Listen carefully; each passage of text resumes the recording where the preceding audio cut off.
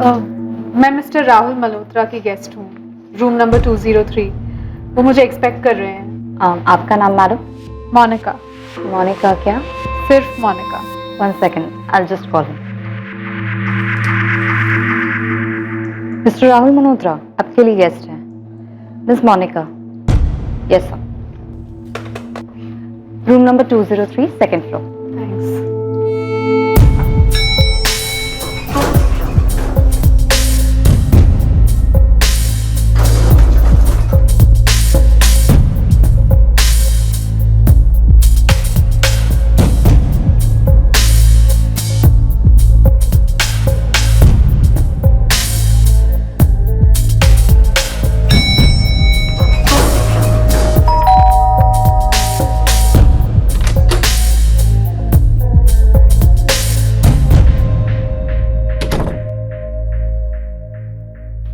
ललित चल बाय।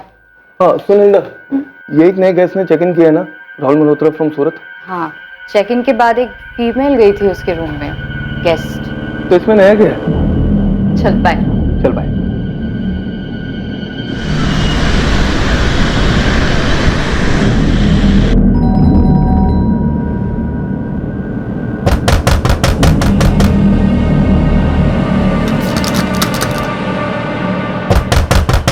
क्या हुआ सर?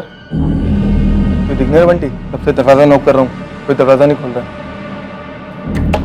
सर मैं सुबह सफाई के लिए आई थी, बहुत बार बेल बजाई लेकिन किसी ने दरवाजा खोला नहीं। मुझे लगा सो रहे होंगे।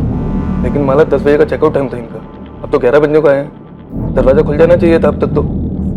लगता है कुछ गड़बड़ है, दरवाजा खोल के देखना होगा।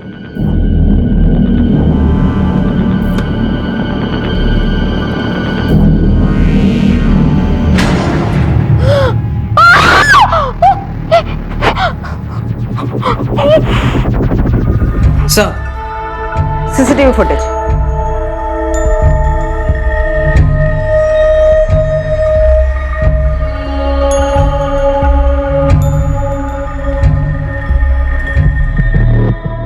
झिझक रही है, लेफ्ट राइट देख रही है। यस सर, शायद इस होटल में पहली बार आई हूँ। मैम, मैंने पहले कभी होटल में इस मोनिका को नहीं देखा था। पक्का?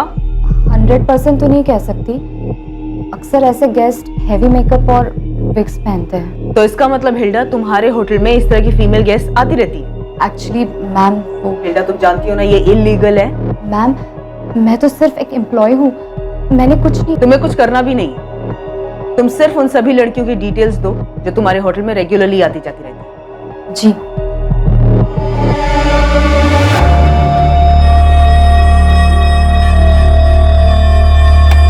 सही आदमी थ्रू आउट नीचे अपने फोन की तरफ देख रहा है, सीसीटीवी अवॉइड कर रहा है। आईडी क्या दी थी इसने रिसेप्शन पे?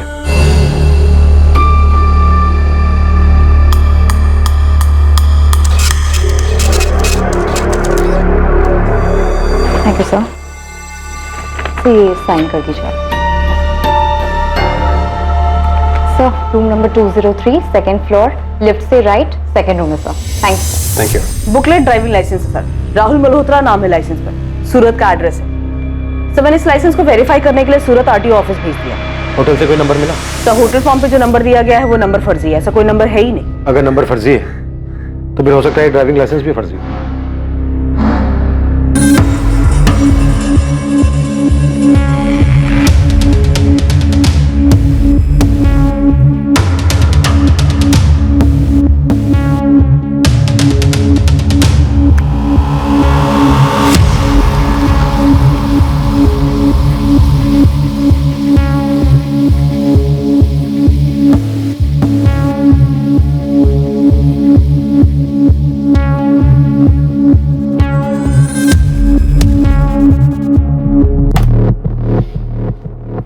आदमी ने चेक इन किया, फिर अपने रूम में गया।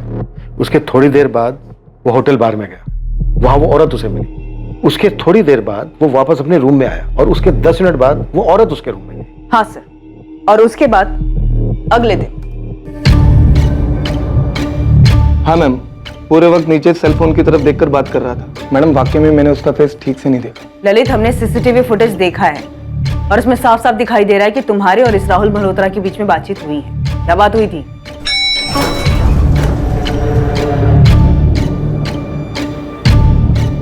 Good morning sir. Good morning.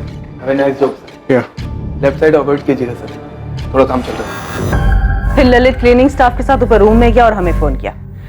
ये लास्ट क्लिप थी सर। तो जाहिर सी बात है किसी वेटर ने डिलीवर किया होगा। ये सब होटल स्टाफ से पता लगाती हूँ और इस रेड आर्च होटल में आने वाली बाकी लड़कियों से भी बात करती हूँ। रिसेप्शनिस्ट ने नंबर्स दिए हैं। अब देखते हैं पोस्टमार्टम रिपोर्ट क्या कहती है। रात के तकरीबन 3 और 4 के बीच। डॉक्टर, इसकी दोनों कलाइयां भी काटी गई हैं। हाँ, किसी बेहद धार वाले इंस्ट्रूमेंट के साथ, मानो कोई surgical instrument.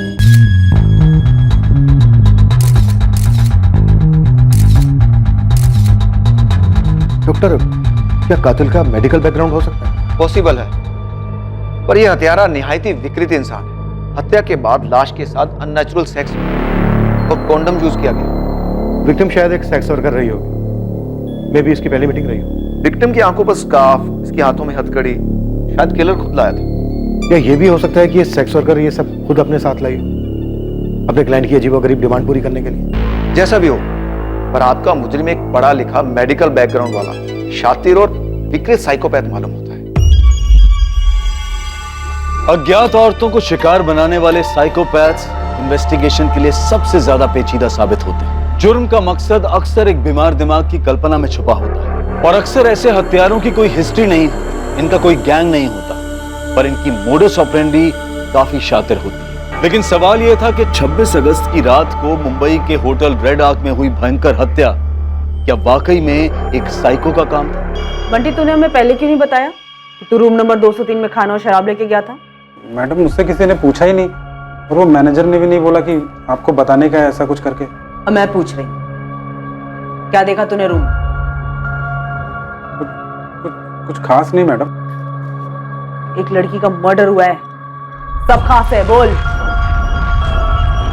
2 plate biryani, 1 whisky की बोतल और 1 सोडा मंगवाया था साहब ने।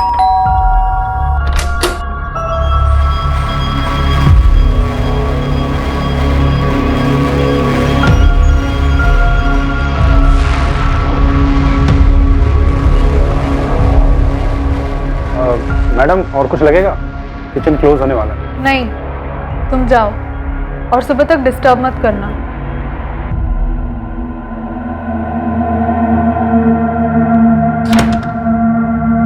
सुना तुमने?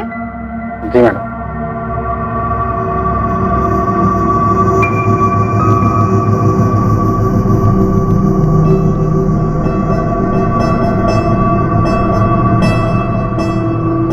जाओ जाओ यहाँ से और सुबह तक बेल मत बजाना। उस मैडम ने मुझे 200 रुपए टिप दिए और बोला कुछ चाहिए होगा तो बताएंगी।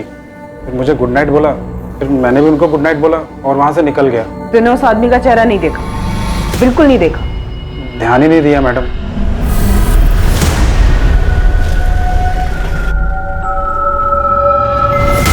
सर, फोटो में तो खाली दाढ़ी दाढ़ी दिख रही है, इसका चेहरा तो दिख ही नहीं रहा। वो तू मुझे दिखाएगा? जी। हम साइको हिस्ट्री शीटर खंगाल रहे हैं, तू पता कर शहर में कोई नया सिरफरा आया क्या। जी। Scalpel, scalpel. कहाँ खोए हुए रहते हो? ओटी में हो तुम? Damn it. सॉरी डॉक्टर, हम तहकीकात कर रहे हैं। जैसे कुछ पता चलेगा मैं तुम्हें फोन कर दूंगा। ऐसे बार बार आने की जरूरत नहीं तुम। आपने मेरे दीदी के हस्बैंड से बात की? हम काम कर रहे हैं मनसुख। क्या काम कर रहे हैं? मैं कब से आपसे बोल रहा हूं कि उनके हस्बैंड से पूछताछ कीजिए। आप बता क्यों नहीं रहे हैं कि आपने बात की है या नहीं की? मुझे याद है इसका चेहरा। नहीं थी, पहले से यहाँ कभी देखा नहीं, हमारे ग्रुप की नहीं थी। तुमने ऐसे किसी आदमी को होटल में नोटिस किया था क्या, जिसने हुडी पहनी थी?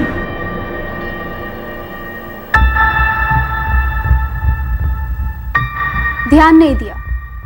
वैसे भी हमारे लिए तो सारे आदमी इस तस्वीर की तरह होते हैं, एकदम धुंधले। मैं इतना कह सकती हूँ कि वो लड़की नहीं थी इस लाइन में। छोटी ड्रेस पहन के टांगे कौन छुपाते हैं?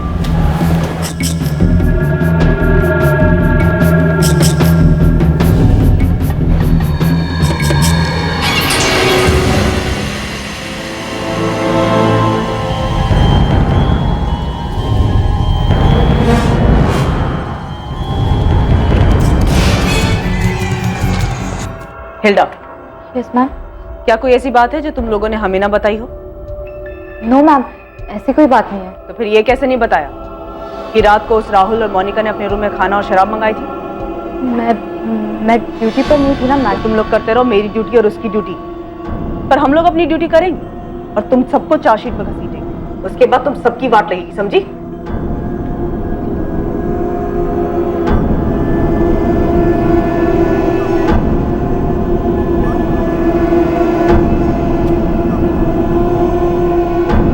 कुछ कहना चाहती हो? नहीं मैडम। हाँ हाँ मैडम, मैं कुछ कहना चाहती हूँ।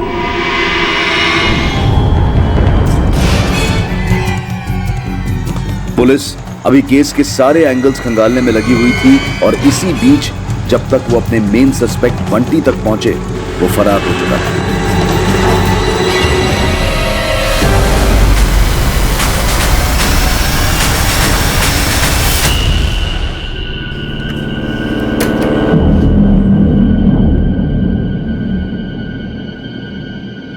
ये बंटी कहाँ गया है? मालूम नहीं मैडम, एक बैग भर के गया है कुछ 20 मिनट पहले। क्यों, क्या हुआ मैडम? सर वेटर बंटी की खोली से उसके फोन का इंस्ट्रूमेंट मिला, सिम वो लेके गया है जो कि अभी भी ऑफ है। बाकी उसके यहाँ से कुछ भी नहीं मिला सर। माला तुम बोलो। सर वो बंटी बहुत बेकार था सर, गंदा लड़का।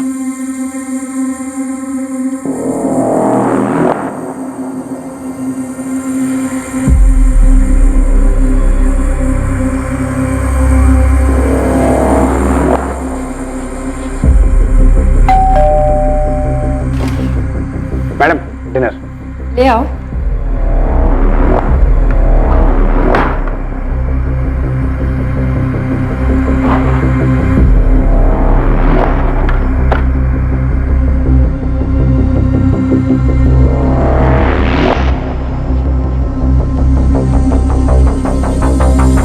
सर एक बार तो वो पकड़ा भी गया था और हमारे मैनेजर से अच्छी खासी डांट पड़ी थी उसको, लेकिन कुत्ते की दुम नहीं सुधरा वो।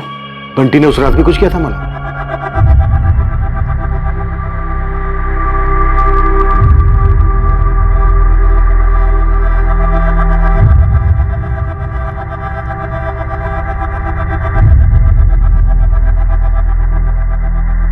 ए बंटी, तू फिर से ये बदी हरकतें कर रहा है?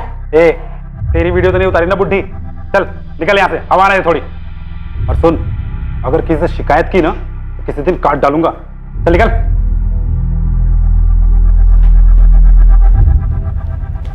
माला तुम्हें लगता है बंटी ने रूम नंबर 203 में भी वीडियो बनाया था? सर निकला तो वहीं से था वो। Madam dinner.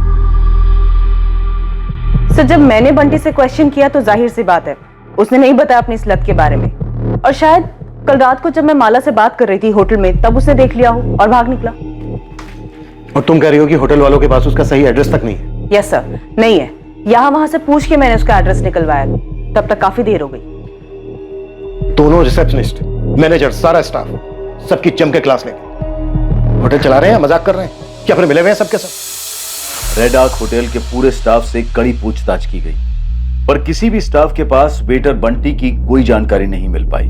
Red arc hotel में वेश्यावृत्ति करने वाली सारी लड़कियों से भी पूछताछ हुई। ना कोई विक्टिम के बारे में कुछ जानता था और ना कातिल के बारे में। शहर के उन तमाम हिस्ट्री शीटर्स को भी खंगाला गया जिन्होंने अतीत में अज्ञात औरतों पर, खासकर सेक्स वर्कर्स पर हमले किए थे। साथ ही पुलिस के खबरी अपने पिटारों से हर मुमकिन पैतरा अपना रहे थे बेनाम विक्टिम, बेनाम हत्यारा और भागे हुए वेटर बंटी पर कोई भी लीड पाने के लिए। पर इस केस पर किसी भी तरह की कोई लीड नहीं मिल पा रही थी और कत्ल को पूरा 1 महीना बीत चुका था। और दूसरी ओर मुंबई से 300 किलोमीटर दूर सूरत में इस केस की अहम कड़ियां बिखरी पड़ी थी।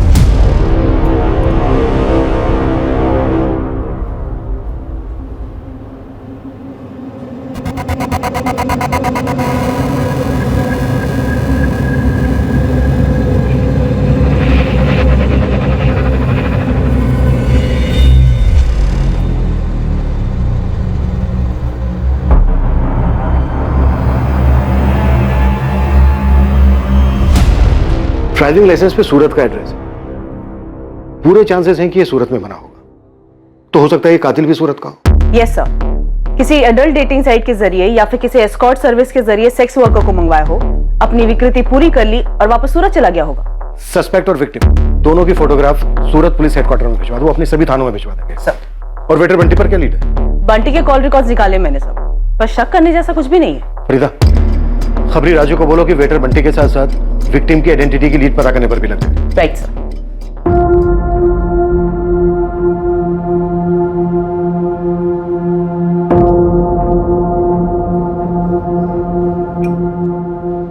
पूरा 1 महीना हो गया मनसुख, पुलिस तेरी दीदी का पता नहीं लगा पाई है। पुलिस कह रही है कि प्रफुल्ल जीजा जी से पूछताछ की।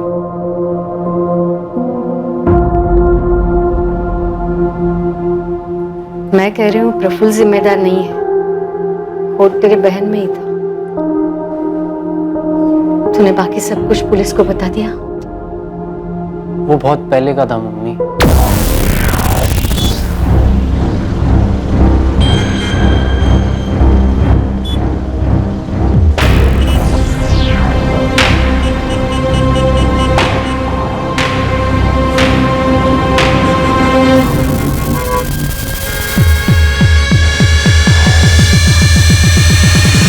राहुल इंद्र मल्होत्रा की लाइसेंस कॉपी की डिटेल के बारे में जानना था मुझे। ये रिक्वेस्ट मैंने काफी पहले डाली थी, 4 हफ्ते हो चुके हैं। हाँ, वो 2002 के पहले का रजिस्ट्रेशन है ना, बुकलेट लाइसेंस, इसलिए ऑनलाइन नहीं मिला मैडम। हजारों फाइलों में से ढूंढकर हमने इसे निकाला है, इसलिए थोड़ा वक्त लगा। इस राहुल इंद्र मल्होत्रा ने जो एड्रेस डाला है 13/9 केसर बाग, इस एड्रेस पे हरिओम रावल रहता है, जिसके नाम पे ये लाइसेंस 17 साल पहले बना था। तब ये हरिओम 18 साल का था। आप इसकी एक कॉपी मुझे फैक्स कर दीजिए।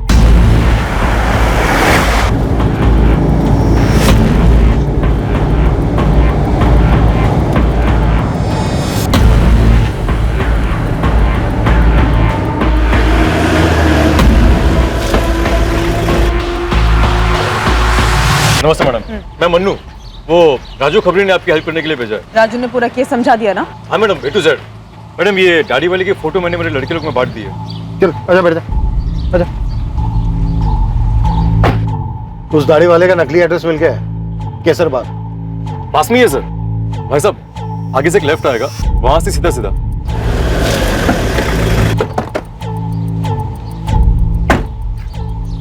हीरा पटानो, ये रहा सर। ठीक है बंद, तब तक आसपास तू ये फोटो घुमा। ठीक है? ठीक है सर।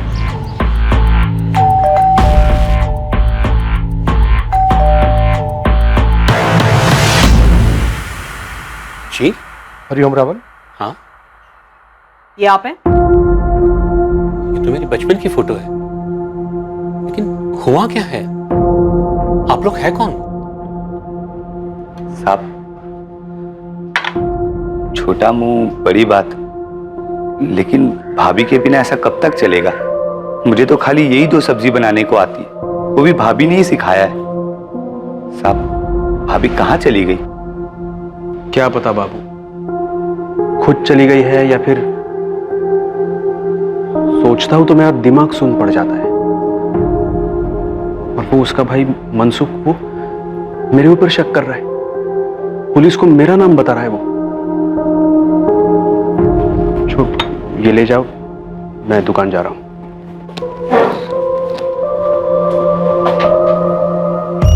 राहुल इंद्र मल्होत्रा? नहीं सर, ऐसे किसी आदमी को मैं नहीं जानता। और ये?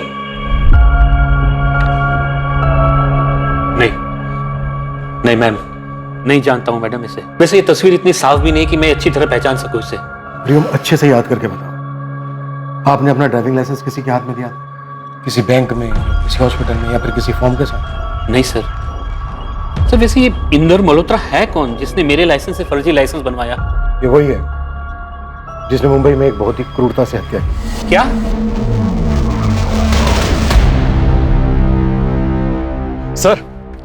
सर मैंने पूरे मोहल्ले में राउंड मार लिया और सबको सीसीटीवी वाला फोटो दिखाया, मगर किसी को पता नहीं है कि ये दाढ़ी वाला इंसान है कौन। फोटो भी तो ऐसी ही है। सर, सूरत पुलिस के न्यू मार्केट थाने से मैसेज आया है, एक औरत की मिसिंग कंप्लेंट दर्ज हुई थी। इसकी फोटो हमारी विक्टिम से मैच होती है सर। कौन है ये? कोई जिग्ना पटेल है, इसका एड्रेस भी सेंड किया। यस, यही है। कातिल की खोज में सूरत आई पुलिस को आखिरकार विक्टिम का पता मिल गया था। क्या अब कातिल का पता चलने वाला था? क्या कातिल वाकई में कोई साइकोपैथ था या फिर इस केस की हकीकत कुछ और ही थी? ये जिग्ना है हमारी। दीदी, ये मुंबई में क्या कर रही हैं? पिछले 1 महीने से गायब है। मैंने यहाँ पे कंप्लेंट लिखवाई थी और वो लोग बोल रहे हैं कि तलाश जारी है। आपको मिली क्या दीदी? बताइए।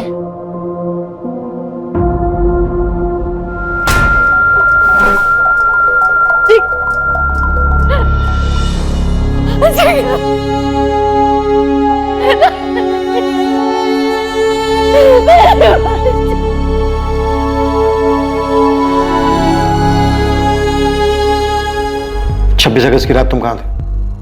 यही था सर, सूरत में अपने घर में। मनसुख का कहना है कि 2 महीने पहले, यानी कत्ल के 1 महीना पहले, जिग्ना तुम्हारे साथ लड़के अपने मैके चली गई थी। झगड़ा किस बात पे हुआ था?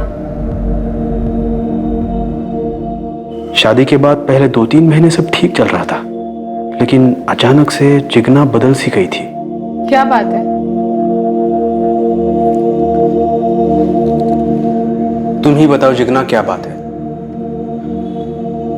इस वक्त क्या चल रहा है तुम्हारे दिमाग में? बिना सोच के बताओ तुरंत। मैं ये सोच रही थी, तुम मुझे ऐसे घूर क्यों रहे हो? घूर नहीं रहा था, प्यार से देख रहा था। यही सोच रहा था कि कितने दिन हुए हमने कुछ किया ही नहीं है। मेरे छूने से तुम्हें घिन आती है? ड्रामा मत करो, मेरे सर में दर्द है। सर में दर्द? पिछले 3 महीने से सर में दर्द है तुम्हारे। नहीं है मूड मेरा। लेकिन क्यों? अभी अभी शादी हुई है ना हमारी। शादी हो गई है तो क्या लाइसेंस मिल गया है? खरीद लिया है मुझे कि जब चाहो मजे कर लो? सेक्स वर्कर समझते हो? मैंने उसे कई बार कॉल किया, माफी मांगी, घर लौटने को भी कहा। हम फिर एक बार बाहर मिले भी। मेरे पापा मेरी माँ पे हाथ उठाया करते थे, मैं नफरत करती थी उनसे। मैं फिर कभी हाथ नहीं उठाऊंगा, हाथ जोड़ता हूँ Jigna. I am sorry, please घर लौट आओ। देखो, हम सब नए सिरे से शुरू करेंगे। लेकिन उससे पहले मुझे तुमसे एक जरूरी बात कहनी है। तो घर आके भी कह सकती हो ना, आज ही लौट आओ प्लीज। नहीं, मुझे थोड़ा वक्त चाहिए, और सही वक्त आने पर मैं तुम्हें वो बात भी बताऊंगी। जिग्ना ने तुमसे कहा कि उसे तुमसे कोई जरूरी बात कहनी है। क्या बात थी वो जो वो तुमसे कहना चाहती थी? वो बात कभी हुई ही नहीं सर। उस दिन वो हमारी आखिरी मुलाकात थी। फिर 28 अगस्त को मनसुख का मुझे कॉल आया। बोल मनसुख।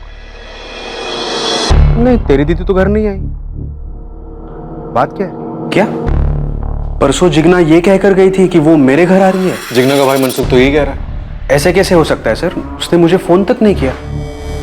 सर, जब दीदी इनसे लड़कर आई थी तो घर में काफी हंगामा हुआ था। अरे एक थप्पड़ मारा तो कौन सा पहाड़ टूट पड़ा? ये तुम कह रही हो मम्मी? पूरी जिंदगी पिटने के बाद? बकवास मत कर। वो तेरे और मेरे पापा के बीच की बात, समझी? कम से कम तेरे जैसे मुंह तो काला नहीं किया ना। मैंने कुछ गलत नहीं किया है रवि के साथ। तो क्या रवि के बारे में प्रफुल्ल को बताया या मैं बताऊं? अरे नहीं मम्मी, तुम क्यों बीच में पड़ रही हो? प्रफुल्ल जीजा जी को दीदी पे हाथ नहीं उठाना चाहिए था। दीदी ने कुछ गलत नहीं किया है। गलत किया है। शादी के पहले ही रवि के बारे में प्रफुल्ल को बताना चाहिए था, और अब तो बताना ही चाहिए जब वो लौट आया। ये रवि कौन है? वो सर, शादी से काफी पहले की बात थी। दीदी इस रवि को लेकर सीरियस थी और बाद में उनका ब्रेकअप हो गया था। क्या? जिग्ना ने मुझे कुछ बताया क्यों नहीं? और ना ही तुम लोगों ने? बताने वाली बात ही नहीं थी। लेकिन तुमने अभी भी बताया कि तुम्हारी माँ ने कहा था कि रवि लौट आया है। तो क्या रवि और जिग्ना फिर से मिलने लगे थे? नहीं सर, ऐसा कुछ नहीं था। कहाँ रहता है रवि और काम क्या करता है? हाँ, मैं वेट कर रही हूँ। मुझे एग्जैक्ट फ्लाइट की डिटेल्स निकाल के दो। ये रवि नर्स है? जी सर, मेल नर्स है, ऐसा दीदी ने बताया था। और वो डॉक्टर्स को सर्जरी वगैरह में असिस्ट करता है। कहाँ काम करता है रवि? इसका कोई घर का एड्रेस है? एड्रेस तो नहीं मालूम, लेकिन दीदी ने बताया था कि LNC हॉस्पिटल में काम करता है। लेकिन सर, सर मुझे ये समझ में नहीं आ रहा है कि मेरी वाइफ मुंबई कैसे पहुंची और ये सब हुलिया। सर ये सब क्या चल रहा था? सर 26 अगस्त शाम 7 बजे जिग्ना फ्लाइट नंबर AS201 से मुंबई गई थी।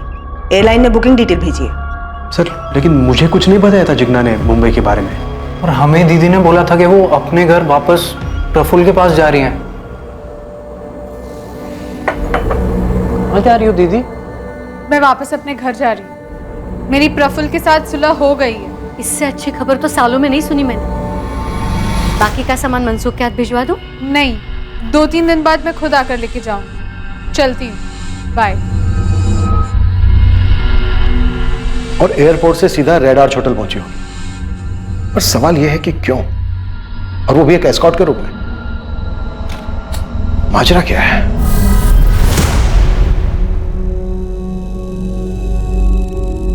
केस के पत्ते अब खुलने लगे थे और छिपे कई राज बाहर आने लगे थे, लेकिन अब भी ऐसे कई सवाल थे जिनके जवाब मिलने बाकी थे। जिग्ना और उसके एक्स बॉयफ्रेंड रवि देसाई के बीच में आखिर क्या चल रहा था? जिग्ना बिना किसी को बताए मुंबई क्यों गई थी? और क्या जिग्ना की हत्या के पीछे रवि का हाथ था, या फिर इस हत्या के पीछे कोई और ही कहानी थी जो अब तक राज बनी हुई थी? क्या बकवास कर रहे हैं? मैं जिग्ना को क्यों मारूंगा? मैं प्यार करता था उससे। सुबह 8 बजे इसने एक सर्जरी करनी थी और सुबह 4 बजे ही हमें घर कमरे ठेके से। मैं अपनी शिफ्ट कैंसिल करने वाला था। इतना पीकर बिना सोए सर्जरी में जाऊंगा, इतना बड़ा बेवकूफ नहीं हूं मैं। बेवकूफ नहीं है तू, बल्कि बेहद शातिर है। पहले ये बता, जिग्ना से कैसे मिला था? जिग्ना की शादी के 1 साल पहले तुम दोनों का ब्रेकअप हो गया था। हाँ, और हम उससे भी पहले मिले थे, 4 साल पहले। यहाँ नहीं, महसाना में। महसाना में क्या था? जिग्ना अपने मम्मी की नी रिप्लेसमेंट सर्जरी कराने आई थी। वो लोग वहीं रहते थे, मैं भी वहीं रहता था।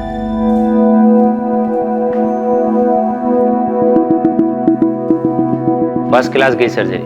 अब आपकी मॉम फुटबॉल खेल सकती है। बस वो ठीक से चल फिर सके, वही बहुत है। एक बात कहूँ, बुरा तो नहीं मानेंगे? कहिए। ये अर्थराइटिस विरासत में मिलता है। आप अभी से केयर लो, कैल्शियम लो, वॉक पे जाओ, ख्याल रखो अपना। मैं भी अपनी मॉम को रोज सुबह लेके जाता हूँ वॉक पे। That's so sweet. Ravi, Jigna, 3 साल हमारा रिश्ता रहा, सीरियस था। तो फिर टूटा क्यों? जिग्ना के बाबूजी की डेथ हो गई थी। उसकी माँ उसकी तुरंत शादी करना चाहती थी, पर उस वक्त मैं शादी के लिए तैयार नहीं था। तो महसाना से सिर्फ तुम मुझे ये कहना आए हो कि मुझसे शादी नहीं कर सकते? फोन पे कह देते ना। मेरी यूएसए में जॉब लग सकती है। मेल नर्सेज की बहुत शॉर्टेज है वहाँ पे। मेरी लाइफ का एम्बिशन रहा है यूएसए जाना। और अगर मेल नर्स शादीशुदा हो तो उसे यूएसए में एंट्री नहीं मिलती, ऐसा कोई रूल है? अगर अमेरिकन लड़के से शादी हो तो वीज़ा तुरंत लगता है। मेरे दूर के रिश्तेदार वहाँ पे सिटीजन है, उनकी बेटी है। ओह, मेरी पूरी फैमिली की तकदीर बदल जाएगी जिग्ना। मेरी तकदीर तो अभी अभी बदल गई रवि। सॉरी। मैं 1 साल से जिग्ना के टच में नहीं था। मुझे तो ये भी नहीं पता था कि उसकी शादी वादी हो गई। 1 साल के बाद मेरी यहाँ LNC हॉस्पिटल सूरत में पोस्टिंग हुई। उसको मैंने यहीं पे देखा, अपनी माँ को दिखाने आई थी। यूएसए का क्या हुआ? कुछ बोलोगे भी? जैसे तैसे करके यूएस पहुँच तो गया, लेकिन मेरी क्वालिफिकेशन के हिसाब से मेरी जॉब नहीं लग रही थी, और पिंकी के साथ भी कुछ जम नहीं रहा था, इसलिए यहाँ वापस आना पड़ा। Oh sorry. वैसे मैं हैप्पीली मैरिड हूँ। लेकिन ये बात मुझसे हजम ही नहीं हुई। और तुम दोनों का फिर से अफेयर शुरू हो गया? नहीं, मैं पीने लगा। तुमने दिन में पी रखी है रवि, क्या कर रहे हो? जो जॉब यहाँ सूरत LNC में लगी है ना, वो भी छूट जाएगी। सबसे तुम छूट गए हो ना, सब छूट गया। मुझे सुसाइड के अलावा और कोई रास्ता नहीं सूझता। थप्पड़ खाओगे, फालतू बात मत करो। संभालो अपने आप को, अपनी फैमिली के बारे में सोचो। पीना छोड़ो और किसी अच्छी लड़की से शादी कर लो, समझे? इतना ही हुआ था हमारे बीच। नहीं, जिग्ना मुंबई गई, तू मुंबई गया? जी नहीं, मैं मुंबई नहीं गया था। तो फिर 26 अगस्त की रात को तू कहां था? किसके साथ था? 26 अगस्त कहाँ था?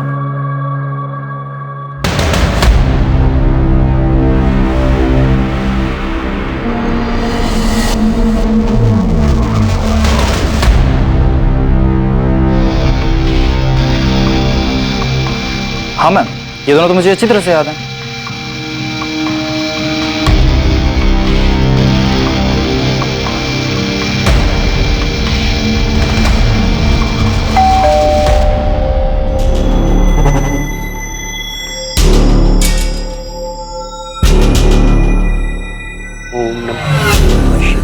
बाबा,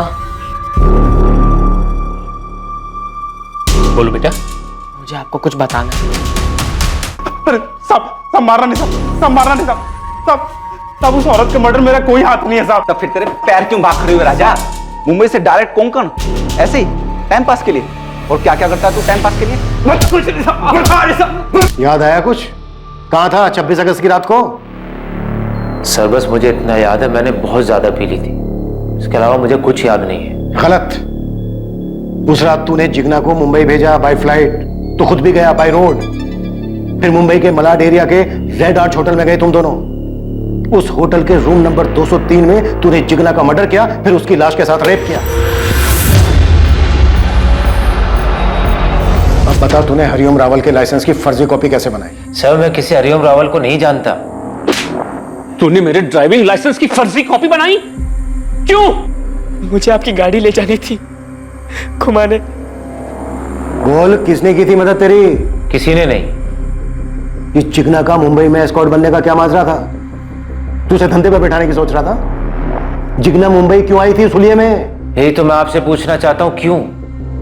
वो भी मेरे साथ रूम में।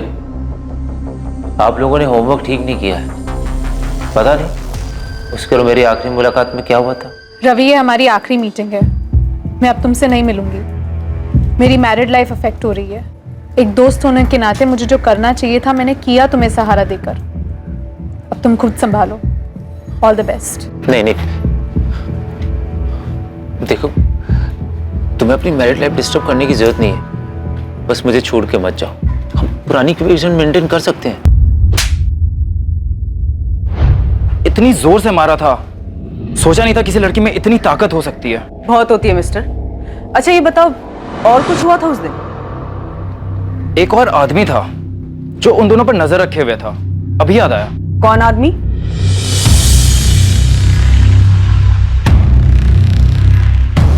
यही था। हेलो हेलो मैडम, मुझे आपको कुछ बताना है। दरअसल मेरा लाइसेंस मिसयूज हुआ है। मेरे अपने बेटे ने मेरी लाइसेंस की कॉपी बनाई थी फर्जी, जाली लाइसेंस बनाने के लिए। कहां से बनवाई थी? उसकी स्कूल के पास कोई दुकान है, प्रफुल्ल स्टेशनरी। सब मारो नहीं साहब, मैं सब सच बताता हूँ साहब। सब बता, क्या हुआ तो साहब को? ये क्या कह रहे हो सर? जैसे वो साहब, इस बंटी ने कत्ल की रात 203 का वीडियो बनाया था, मेरे हाथ में इस वक्त।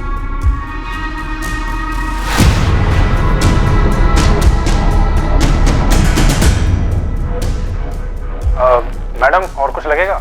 किचन क्लोज होने वाला है। नहीं, तुम जाओ। ठीक है, वो वीडियो तुरंत भेजो मुझे, क्विक।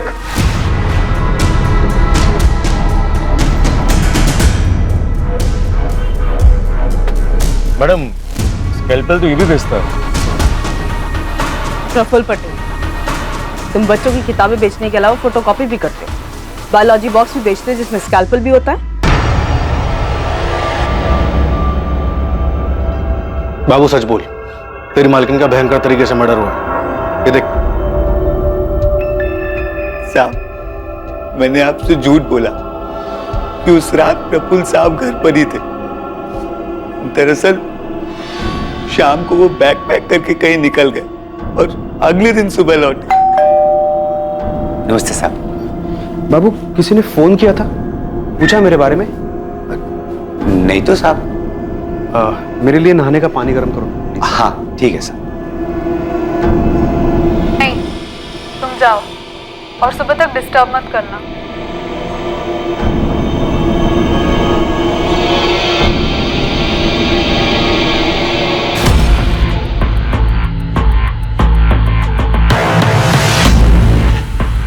घूमो प्रफुल्ल।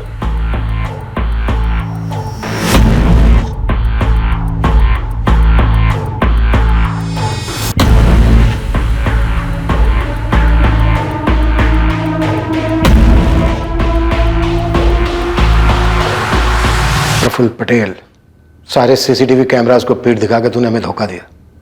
अब देख, तेरी पीठ नहीं तुझे पकड़वा दिया। मैं रवि के बारे में सब जानता था सर। मैं एक अरसे से पीछा कर रहा था जिग्ना का। प्रफुल्ल, मैं मानती हूँ मेरी गलती है, मुझे तुम्हें पहले ही बता देना चाहिए था, लेकिन मैं उसे पूरी तरीके से भुला चुकी हूँ।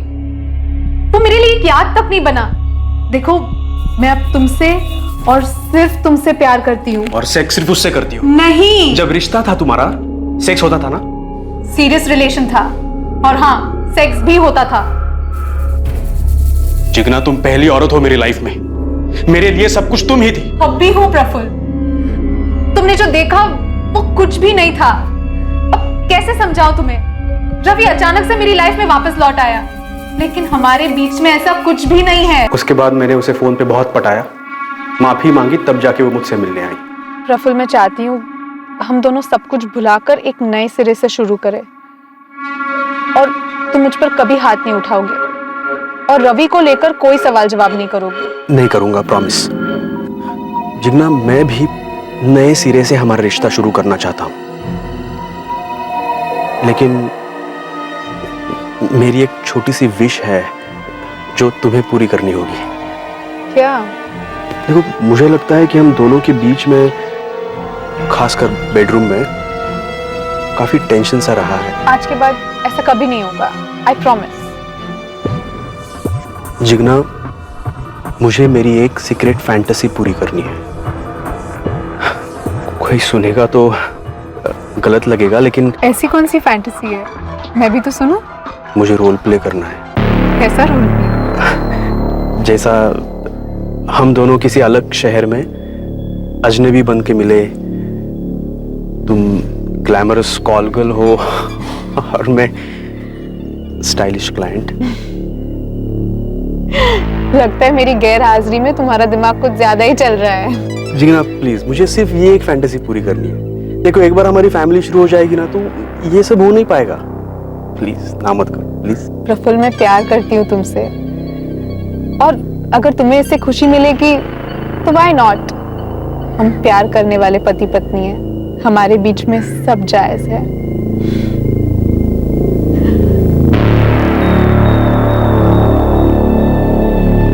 हमने तय किया था कि हम किसी को नहीं बताएंगे कि हम मुंबई जा रहे हैं। प्लान के हिसाब से जिग्ना फ्लाइट से मुंबई पहुंच गई। मैंने उसे होटल का नाम बता रखा था, और मैंने हरिओम रावल की ड्राइविंग लाइसेंस की फर्जी कॉपी बना रखी थी। जिग्ना फ्लाइट से पहले पहुंच गई, और मैं बाय रोड राहुल मल्होत्रा बनकर पहुंचा। राहुल मल्होत्रा ने होटल रेड आर्च में अपनी आईडी दिखाकर रूम नंबर 203 बुक किया, और होटल के बार में राहुल टॉप की कॉल गर्ल मोनिका से मिला। डील हुई पूरी रात की। रूम में भी बड़ी चालाकी से राहुल ने अपना चेहरा छुपाया।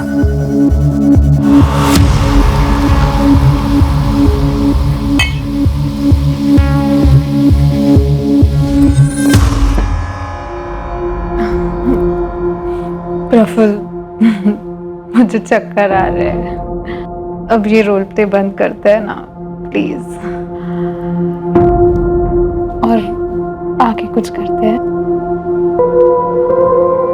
फिर सीसीटीवी से बचते हुए राहुल मुंबई से सूरत लौट आया बाय रोड, और फिर से राहुल प्रफुल्ल पटेल बन गया।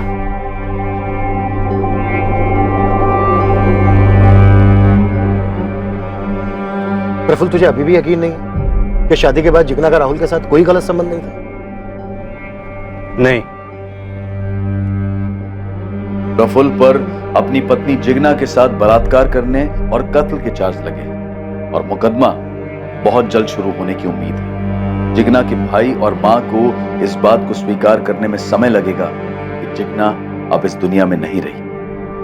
और दूसरी तरफ रवि अपनी जिंदगी को यादों के शिकंजे से छुड़ाकर पटरी पर लाने की कोशिश में, साथ ही वो अपनी शराब की लत को छुड़वाने का इलाज करवा रहा है। पर शक की लत का कोई इलाज नहीं। इससे बचने का शायद सबसे अच्छा तरीका यही है कि इस भयंकर रोग को अपने दिमाग में घर बनाने ही ना दिया जाए। लेकिन कहना जितना आसान है, करना उतना ही मुश्किल है। कोई भी इंसान इस शक करने की बीमारी का शिकार हो सकता है और अपने अपने तरीके से उससे निपटता भी है। पर निपटने का कोई एक फॉर्मूला नहीं है। लेकिन इतना जरूर है कि जब शक का मारा कोई इंसान एक क्रिमिनल कदम उठाने की सोचता है तो एक बार उसे उस आवेश भरी अवस्था से बाहर निकलकर ठंडे दिमाग से सोचना चाहिए। सोचना चाहिए कि इस भयंकर कदम का अंजाम कितना भयंकर होगा, क्योंकि किसी भी सूरत में आप कानून के साथ आंख में चोरी नहीं खेल सकते। देखते हैं हमारे आज के एपिसोड की दूसरी कहानी। मम्मी मैं खेलने जा रहा हूँ। ठीक है, लेकिन 6 बजे तक घर आ जाना, देर मत करना। हाँ मम्मी, सवाल ही नहीं उठता। वैसे भी दादा ने कॉमिक जो लाने वाले। हाँ, 6 बजे तक कॉमिक्स आ जाएंगे और नाश्ता भी तैयार हो जाएगा। और हाँ, आलोक चाचू भी आ रहे हैं तुम्हें होमवर्क करवाने के लिए, इसलिए 6 बजे से देर मत करना और जल्दी घर आ जाना। अब मम्मी मैं जाऊँ, वरना मेरी बैटिंग मिस हो जाएगी। हाँ तो जाना, लेकिन 6 बजे से पहले। हाँ हाँ मम्मी, 6 बजे। बच्चे जब खेलने के लिए निकलते हैं तो वो जोश और उत्साह से भरे हुए होते हैं, मानो उनके पैरों में पंख लगे हुए हैं। न गुजरे कल का गम, न आने वाले कल की फिक्र, वो सिर्फ आज में जीते हैं। वो अभी क्या खेलेंगे सिर्फ इसके बारे में सोचते हैं। कोई उन पर नजर रख रहा है, कोई खतरा उनके आसपास मंडरा रहा है, ऐसा ख्याल तो उनके मासूम मन में आता भी नहीं। और एक बच्चे के मन में यह ख्याल आएगा भी कैसे कि कोई उसे नुकसान पहुंचाना चाहता है।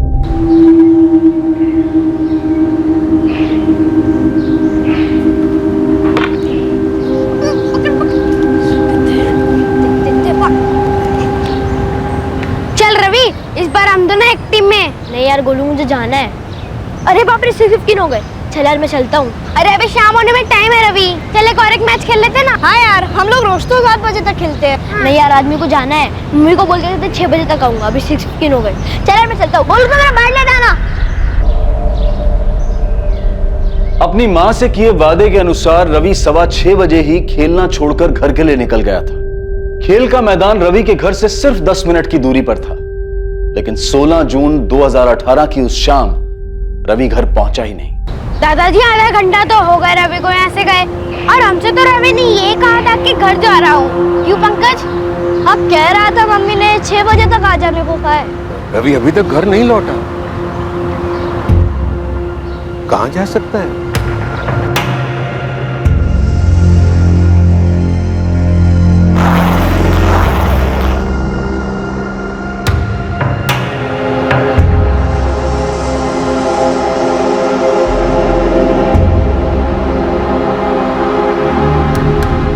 हाँ आलोक, वो रवि तुम्हारे घर आया क्या? नहीं भैया, यहाँ तो नहीं आया। मैं तो थोड़ी देर पहले ही घर लौटा हूँ। कपड़े बदल के आप ही के घर आ रहा था रवि को पढ़ाने के लिए।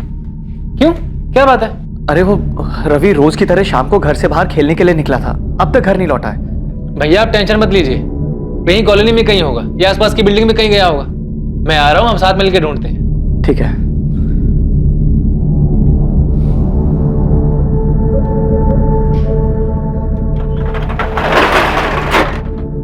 हाँ सागर भैया, हम निकल रहे हैं अभी। आसपास की सभी बिल्डिंगों में ढूंढेंगे।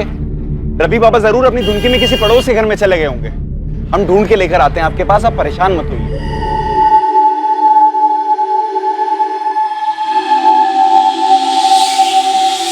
हर्ष मुझे बहुत डर लग रहा है। रिया डरो मत। ऐसे कैसे नहीं डरूं? अगर तुम चले गए और सागर भैया ने आके मुझसे कुछ पूछ लिया तो मैं क्या बोलूंगी? रिया कोई तुमसे कुछ नहीं पूछेगा, घबराओ मत। और सुनो, मैं तुम्हें फोन करूंगा, तुम मत करना। रिया इतना मत सोच, कुछ नहीं होगा। ठीक है, अभी मैं निकलता हूँ, ध्यान रखना अपना।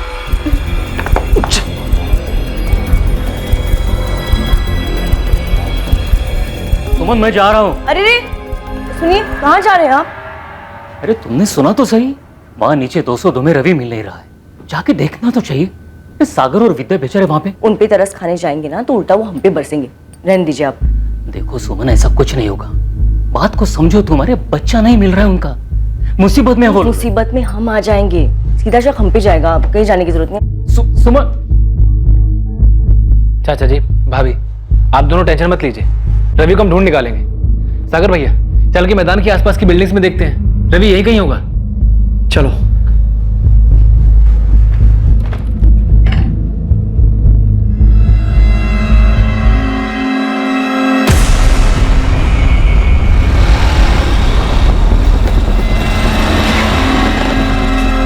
अरे हर्ष भैया,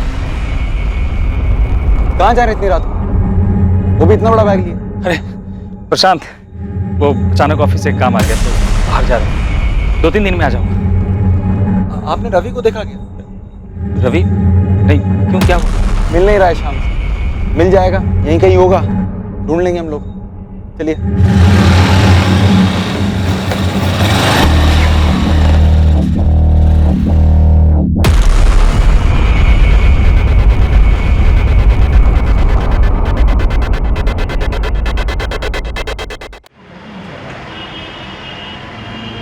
दीदी सच्ची, रवि 6:15 के आसपास चला गया था और बोला था कि घर जा रहा है। चल यार मैं चलता हूँ। अरे अभी शाम होने में टाइम है रवि, चल एक और एक मैच खेल लेते ना। नहीं यार, आदमी को जाना है। मम्मी को बोल देते 6 बजे तक आऊंगा, अभी 6:15 हो गए। चल यार मैं चलता हूँ। मुझे तो समझ में ही नहीं आ रहा है, मैदान हमारी बिल्डिंग से सिर्फ 10 मिनट की दूरी पर है। डेली हमारे बच्चे वहाँ पर खेलने जाते हैं। देखिए रवि कल शाम से गायब है और ये जो कुछ भी हुआ है ये मैदान और इस बिल्डिंग के बीच के रास्ते में हुआ है। सागर जी, हमारी टीम कल रात से आपकी और आसपास की सभी बिल्डिंग्स को खंगाल रही है, लेकिन रवि के बारे में अभी तक कुछ पता नहीं चला। सागर जी, पूरे चांसेस हैं कि कोई रवि को अपने साथ लेके गया होगा। क्या कोई ऐसा है जो रवि को नुकसान पहुंचाकर आपको नुकसान पहुंचाने की कोशिश करे? जी नहीं सर, इस बिल्डिंग में हम 15 साल से रह रहे हैं। हमारी किसी से कोई दुश्मनी नहीं, अगर होती तो भी कोई 9 साल के बच्चे को क्यों नुकसान पहुंचाता? सागर जी, यही तो पता लगाना है। रवि 9 साल का था। अगर कोई उसे जबरदस्ती अपने साथ लेके जाता तो उसने शोर मचाया होता और किसी न किसी ने तो उसकी आवाज सुनी होती, लेकिन ऐसा हुआ नहीं। इसका मतलब है जो शख्स रवि को अपने साथ लेके गया है, रवि उसे जानता था।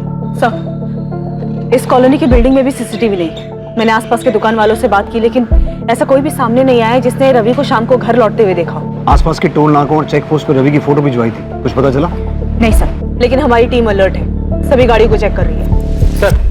सर मुझे भी ऐसा लगता है कि रवि को लेके जाने वाला जरूर कोई जान पहचान वाला ही है। तो सोचो आलोक, कौन हो सकता है जिसके साथ रवि बिना शोर मचाए आसानी से जा सकता है? सर यही तो समझ में नहीं आ रहा है। और सर मुझे लगता है कि शायद फिरौती के लिए भी कॉल आएगा। तो तुम्हें लगता है कि रवि को फिरौती के लिए अगवा किया गया है? हो सकता है सर, श्योर नहीं है। सागर जी, जरा याद कीजिए, ऐसा कौन कर सकता है? ऐसा कौन करेगा मैडम, और क्यों करेगा? प्रशांत, रिश्तेदारों में तो मुझे ऐसा कोई याद नहीं आ रहा है इसका सागर भैया या चाचा जी के साथ मनमुटाव हुआ हो। क्या दुकान में कभी कोई ऐसी बात हुई थी? किसी सप्लायर या किसी कस्टमर से किसी भी बात को लेकर तू मैं हुई हो? नहीं आलोक भैया। सर, सागर और आलोक कल रात को 9:30 बजे रवि की मिसिंग कंप्लेंट लिखवाने आए और हमारी टीम रात को 10 बजे से इस पूरी सोसाइटी में उसे ढूंढने में लगी हुई है। रवि 6:15 बजे ग्राउंड से खेलने के बाद घर के लिए निकला और उसे घर पहुंचने से पहले ही अगवा कर लिया गया होगा।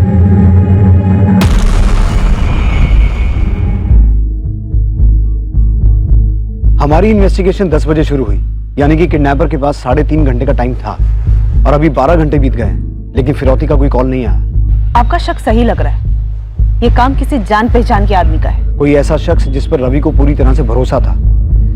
ये किडनैपिंग किसी निजी दुश्मनी का बदला निकालने के लिए की गई है। रवि के माँ बाप से संदिग्धों के नाम निकलवाने पड़ेंगे। रवि के परिवार की कभी ना कभी किसी के साथ कोई रंजिश जरूर रही होगी। 9 साल के बच्चे का इस तरह से गायब हो जाना, ये जरूर किसी गहरी नफरत का ही नतीजा हो सकता है। क्या ये नफरत रवि के माँ बाप से थी या फिर खुद 9 साल के मासूम रवि से? क्या वजह थी इस नफरत की जिसकी कीमत रवि को चुकानी पड़ रही थी? सवालों का सिलसिला तो अभी शुरू ही हुआ था। सागर, 2 दिन हो चुके हैं, तुम्हारा और तुम्हारी पत्नी का फोन टैप हो रहा है, फिरौती का कोई कॉल नहीं आया अभी तक। देखो, मैं अपने तजुर्बे से बोल रहा हूं, ये किडनैपिंग का केस नहीं है, बात कुछ और है। हम नहीं जानते सर, सच में नहीं जानते हम।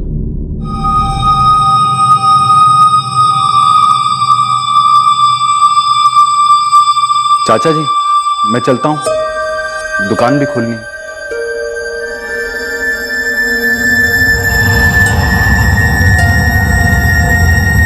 सर, उस मालती विहार कॉलोनी के आसपास के सारे ऑटो रिक्शा छान मारे, सभी दुकानों में भी देखा, पर कहीं कोई लीड नहीं मिल रहा। सर, कहीं ऐसा तो नहीं कि बच्चा सोसाइटी में गया हो और वहीं अंदर कहीं कुछ हुआ हो? होने का तो कुछ भी हो सकता है उस्मान, इसलिए अंदर बाहर सब जगह ढूंढ रहे हैं। कॉलोनी में 2 बिल्डिंग्स हैं, 70 से ज्यादा फ्लैट है, इसलिए टाइम रहते हर एक घर को छानना बहुत मुश्किल है। तो एक काम कर, किसी भी तरह से ये पता लगा कि कॉलोनी में किन लोगों की सागर, विद्या या रवि के दादा किशन त्यागी के साथ कोई अनबन थी। बात पुरानी हो या नहीं, खोद के निकाल। कॉलोनी में सीसीटीवी नहीं है तो क्या होगा, आंख कान तो बहुत है, किसी ने कुछ तो देखा सुना होगा। जी सर। अच्छा सुनिए, मैं विद्या से मिलने जा रही हूँ। काफी दिन हो गए, अगर खबर नहीं पूछी तो भी शक होगा। ऐसा कुछ नहीं होगा, ज्यादा सोच रही हो तुम। विद्या के इस हाल में उसे तुम्हारे सहारे की जरूरत है। आप मुझे मत सिखाइए मुझे क्या करना है, और विद्या पे आपको इतना तरस खाने की जरूरत नहीं। किस बात की दुश्मनी मैडम? सागर जी तो काफी सीधे साधे व्यापारी हैं। किसी कस्टमर से तो क्या, पिछले 5 साल की नौकरी में उन्होंने मुझसे ऊंची आवाज में बात नहीं करी। अगर सबसे प्यार ही था तो रवि गायब कैसे हो गया? अच्छा ये बताओ, सागर के कोई भाई बहन या उनकी पत्नी विद्या के कोई भाई बहन जिनके साथ जमीन को लेकर कोई लफड़ा या अनबन, ऐसा कुछ सुना है तुमने? रवि बाबा की तरह सागर जी भी अपने पिता की इकलौती औलाद है।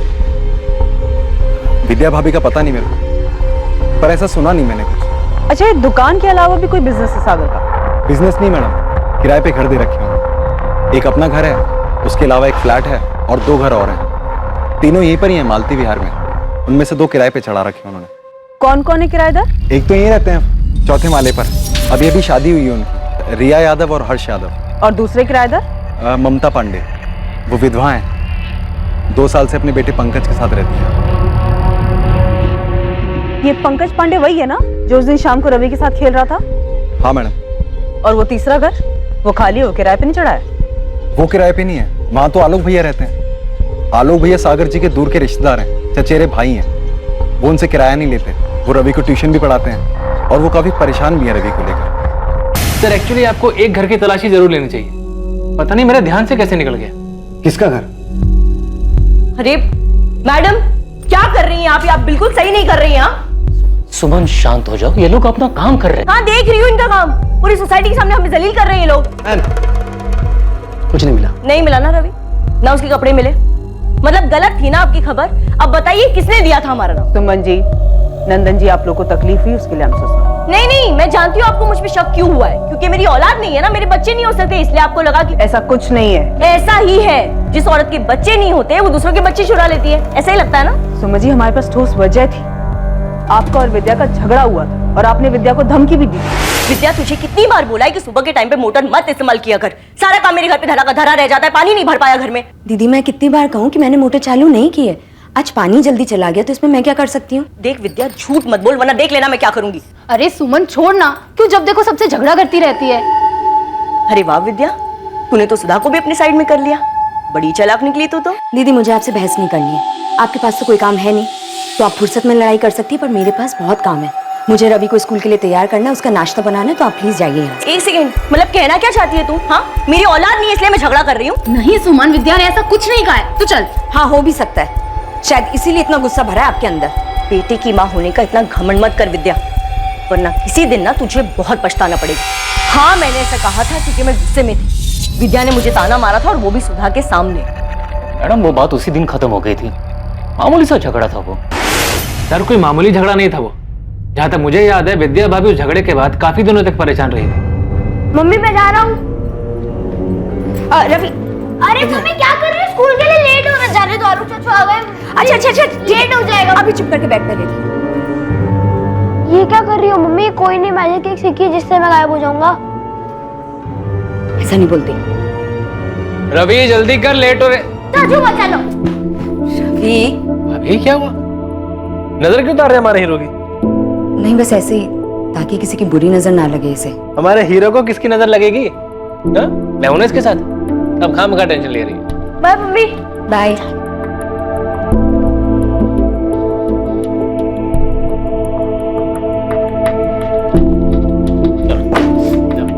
मम्मी मैं खेलने जा रहा हूँ।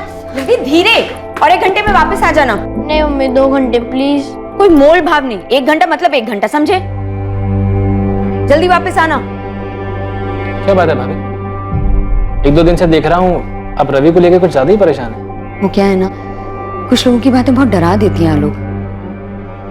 उस दिन सुमन दीदी ने कुछ ऐसी बात बोली जो दिमाग में घर कर गई, ऐसा लगा मानो उन्होंने कोई श्राप दिया हो मुझे। अब कहिए क्या झूठ है?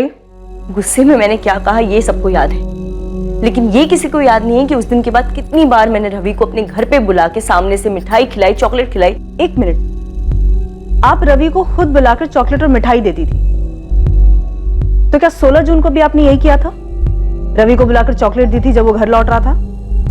देखिए सुमन जी, छुपाने का कोई फायदा नहीं, तो बेहतर यही होगा जो कुछ भी किया है या जानते हैं बता दीजिए। मैडम हमने कुछ नहीं किया है। हाँ, जब से रवि गायब है हमें यह डर जरूर था कि किसी दिन उस झगड़े की बात फिर उछलेगी और सब हम पर ही शक करेंगे। और वही हुआ, लेकिन हमने कुछ नहीं किया है।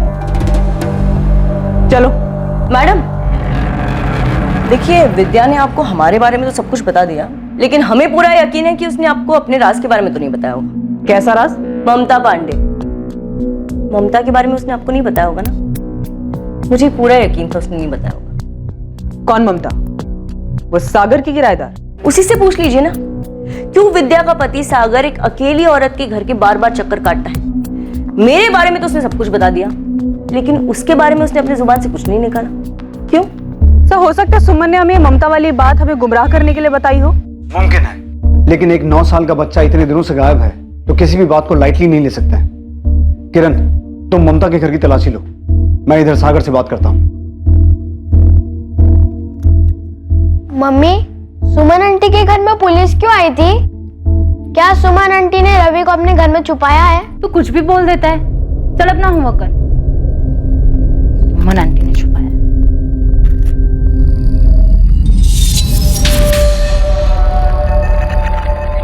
गोलू, उस दिन जब तू रवि के साथ खेल रहा था तो क्या सुमन आंटी वहां से गुजरी थी? पता नहीं मम्मी, मेरा ध्यान नहीं गया। मैं, रवि और पंकज खेलने में लगे थे। शायद पंकज ने कुछ देखा हो।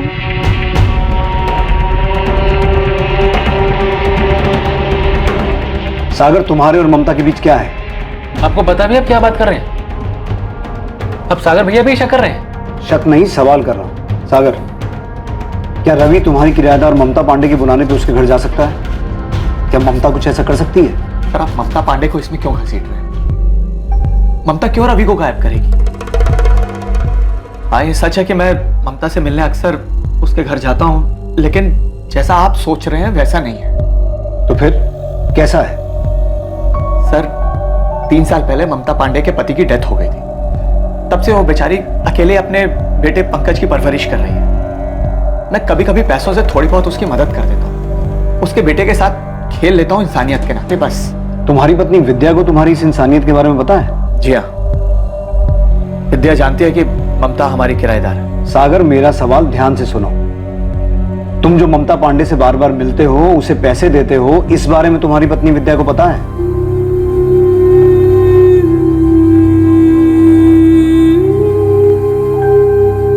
हाँ, सागर अक्सर मुझे पैसों से मदद किया करते थे और ये बात उसने अपनी पत्नी विद्या से छुपाई भी थी। क्यों छुपाई? मैंने भी यही पूछा था सागर से और उसे मना भी किया था कि वो ऐसा ना करे, क्योंकि हम कोई गलत काम तो कर नहीं रहे थे। लेकिन उसका कहना था कि अगर ये बात वो विद्या को बताएगा भी तो वो नहीं समझेगी। पर फिर एक दिन विद्या को सब कुछ पता चल गया। आखिरी बार पूछ रही सागर, जब घर से गए थे तब तुम्हारे पर्स में 5,000 रुपए थे और अब सिर्फ 1,000 रुपए बचे। 4,000 कहाँ गए? तो मैं बताया तो था कि एक दुकान के सामान की पेमेंट करनी थी, इसलिए। झूठ मत बोलो सागर, तुम ये पैसे ममता को दे रहे हो ना? मैं सब समझती हूँ, बेवकूफ नहीं हूँ। देखो, जैसा तुम समझ रहे हो ना वैसा कुछ नहीं, विश्वास करो मेरा। मैं सिर्फ उसकी थोड़ी सी हेल्प कर देता हूँ क्योंकि एक छोटे बच्चे की जिम्मेदारी है उसकी। तुम पे भी अपने बच्चे की जिम्मेदारी है सागर, और बेहतर यही होगा कि ममता के बच्चे की फिक्र करने की बजाय तुम अपने बच्चे की फिक्र करो। और इसके बावजूद तुम ममता से मिलते रहे, लेकिन तुम्हारा कोई अफेयर नहीं है, राइट? जी नहीं, हम दोनों को अपनी जिम्मेदारी का एहसास है, लेकिन आपको नहीं है। तभी तो हमारे बेटे रवि को ढूंढने की बजाय ऐसी मनगढ़ंत बातों को पकड़ के बैठ गए आप। अब ये बातें विद्या से मत पूछेगा, वैसे उसकी हालत बुरी है। उससे भी बुरी हालत में तुम्हारा बेटा रवि हो सकता है सागर, लेकिन तुम फिर भी हमसे सच्चाई छुपा रहे हो। मैं आपसे कोई सच्चाई नहीं छुपा रहा हूं। ठीक है, ये बताओ कि ममता का बेटा पंकज और रवि दोस्त है ना? तो रवि कभी कभी जाता था ममता के घर? हाँ, पंकज के साथ 1-2 बार रवि घर आया था खेलने के लिए। क्या 16 जून को भी रवि आया था? मैं आपसे कह रहा हूं, ममता रवि के साथ कुछ गलत नहीं कर सकती। वो खुद एक माँ है, रवि की उम्र का तो खुद का बच्चा है उसका। और रवि ही एक अड़चन था तुम दोनों के रिश्ते में। ममता शायद जानती थी कि तुम विद्या को तो छोड़ सकते हो, लेकिन रवि को नहीं। इसलिए शायद ममता ने। सर, आप रवि को ढूंढिए, और अगर ममता को गिरफ्तार करने से रवि मिल जाता है तो ऐसा ही कीजिए। इस वक्त मुझे मेरा बेटा रवि चाहिए, बस।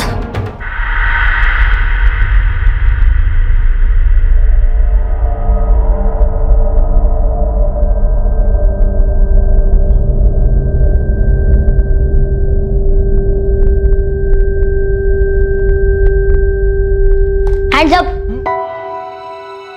मम्मी ने आपको कहा था ना कि ये लड्डू नानी के घर ले जाने के लिए बनाया है, तो फिर क्यों खाए? अभी उन्हें बताता हूँ। मम्मी चुप कर, मम्मी के मैसेंजर। मम्मी को कुछ नहीं बताएगा तू, ओके? ठीक है, पर उसकी फीस लगेगी। क्या चाहिए तुझे? एक पेस्ट्री, 2 चॉकलेट, और फिर आपका राज राज रहेगा। अच्छा बेटे, तेरे को पता है ना रिश्वत मांगना बुरी बात होती है। और बाबा आप भी जानते हो ना कि आप मम्मी से जो ये सब छुपा रहे हो वो सब भी बुरी बात है।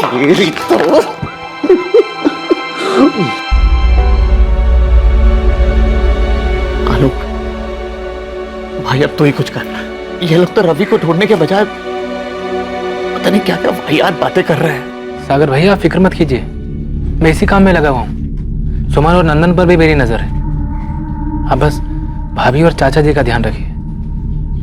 रवि को मैं हर हाल में ढूंढ निकालूंगा। सर, ये ममता काफी स्ट्रेट फॉरवर्ड औरत लगी। कॉलोनी के ही कुछ बच्चों को ट्यूशन पढ़ाती है, बिना झिझक के साफ साफ बात कर रही थी। लग नहीं रहा था कि कुछ छुपा रही है। तुमने ममता के बेटे पंकज से रवि के बारे में बात की? रवि उस दिन उसी के साथ खेल रहा था। यस सर, जब मैंने पंकज से रवि के बारे में पूछा तो लग नहीं रहा था कि कुछ रटा रटाए बोल रहा है। वैसे भी मैंने ममता के कॉल रिकॉर्ड्स मंगवाए सर। 16 जून की शाम को ममता कहाँ क्या कर रही थी ये भी हम पता लगवा रहे हैं। इस केस की नब्ज हाथ नहीं लग रही है। रवि के गायब होने की वजह का पता नहीं चल पा रहा है। आखिर ये मामला क्या है? कुछ तो है किरण जो हमसे मिस हो रहा है। इस केस में कई ऐसे किरदार थे जो अभी तक पुलिस की नजरों में नहीं आए थे, और जो सामने आए भी थे उनकी पूरी तरह तफ्तीश होनी अभी बाकी थी। और जिनकी तफ्तीश हुई थी उन्होंने इस केस को और उलझाने का काम किया था। क्या घूर रहे हैं आप लोग? हाँ, आप लोगों को क्या लगता है मैंने रवि को गायब किया है? हाँ किया है, और आप लोग के बच्चे भी गायब कर दूं। बच के रहना।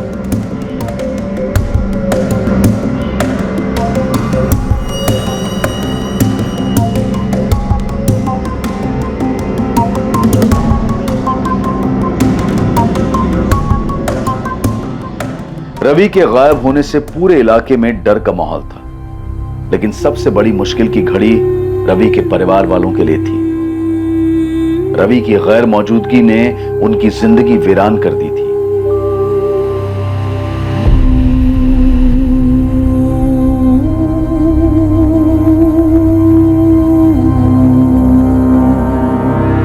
विद्या, आलोक भी ढूंढ रहा है हमारे रवि को। बहुत जल्दी मिल जाएगा हमारा रवि। वो ममता वाली बात मुझे किसी से कोई लेना देना नहीं है, नहीं मुझे कुछ सुनना है। मुझे सिर्फ मेरा बेटा रवि चाहिए। तुम्हें ममता के पास जाना हो नहीं जाना हो, जो करना है करो, बस मुझे मेरा बेटा रवि ला दो।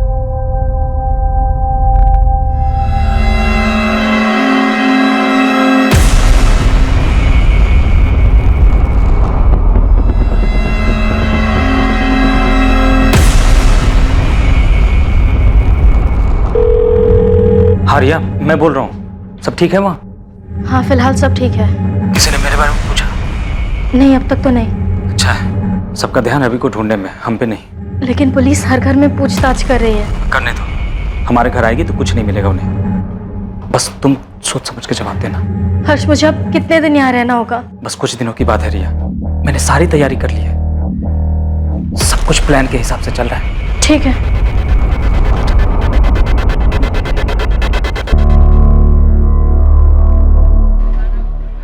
हाँ ममता। रवि का कुछ पता चला? नहीं, पुलिस ढूंढ रही है उसे। आलोक भी कोशिश कर रहा है। पुलिस मुझसे हमारे बारे में पूछ रही थी। मुझसे भी। सागर, मैं जानती हूँ तुम इस वक्त बहुत परेशान हो, लेकिन तुम हिम्मत मत हारना। देखना सब ठीक हो जाएगा। तुम्हें अगर कभी भी मेरी जरूरत महसूस हो और बात करने का मन हो तो मुझसे मिलने घर आ जाना। ममता, अब मैं नहीं आऊँ।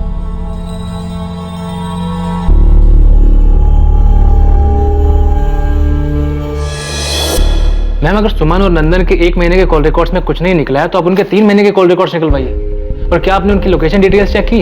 करेंगे, सब करेंगे और कॉल रिकॉर्ड्स भी निकलवाएंगे, नंदन, सुमन, ममता और तुम्हारे भी। मैं समझता हूँ मैम कि आपको मेरे इस केस में इंटरफेयर करना बिल्कुल पसंद नहीं, और आप ही बताइए मैं कैसे ना करूँ इंटरफेयर। रवि जब से पैदा हुआ है मैंने उसे अपनी गोद में खिलाया मैम। बाकी मेरा आपको परेशान करने का कोई इरादा नहीं।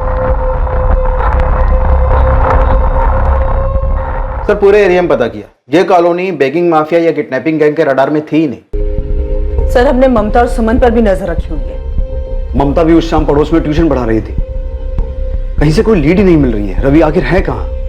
न कॉलोनी के अंदर कहीं मिल रहा है, न बाहर किसी मूवमेंट का पता चल रहा है, ना ही अभी तक फिरौती का कॉल आया है। किरण मुझे बच्चे को लेकर बहुत डर लग रहा है। बहुत टाइम हो गया है, यहाँ तो ऑलरेडी रवि के साथ कुछ हो गया है या फिर कोई अभी भी सही मौके का इंतजार कर रहा है। विद्या, समन दीदी, मेरे रवि को वापस कर दीजिए। मैं जानती हूँ कि मुझसे बहुत बड़ी गलती हुई है। आपको जितना भी गुस्सा है ना, आप मुझसे निकाल दीजिए। जो भी सजा देनी है ना मुझे दे दीजिए। मैं मेरे बेटे रवि को वापस कर दीजिए। अगर आप चाहती हैं ना तो मैं आपके पैर पड़ने को भी नहीं आता। विद्या क्या कर रही हो? उठो, उठो, संभालो अपने आप को। विद्या उठो, प्लीज उठो। मैं सच कह रही हूँ, मुझे नहीं पता रवि कहाँ है। मेरे बेटे को लौटा दीजिए दीदी, मुझे माफ कर दीजिए। मेरे बेटे को लौटा विद्या, चलो। रवि को विद्या बेटा चलो यहाँ से, चलो।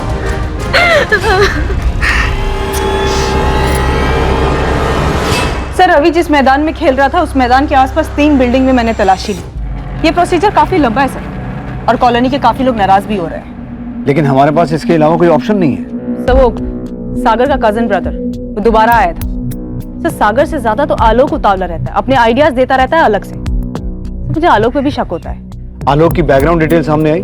से इन्फॉर्मर्स लगे हुए हैं। फिलहाल इतना पता चल पाया है कि सागर का चचेरा भाई है आलोक, रवि को ट्यूशन पढ़ाता था। और सर डायरेक्टली पूछना बनता नहीं है, क्योंकि अगर उसकी इसमें इन्वॉल्वमेंट है तो वो अलर्ट हो जाएगा। काफी स्मार्ट बनता है सर। सागर और विद्या से जुड़े हर इंसान पर फिर से स्पॉट डालो शुरू से। ना तो किडनैपिंग सामने आ रही है, ना ही किसी दुश्मनी के बारे में पता चल रहा है। आखिर रवि के गायब होने के पीछे का मकसद क्या हो सकता है?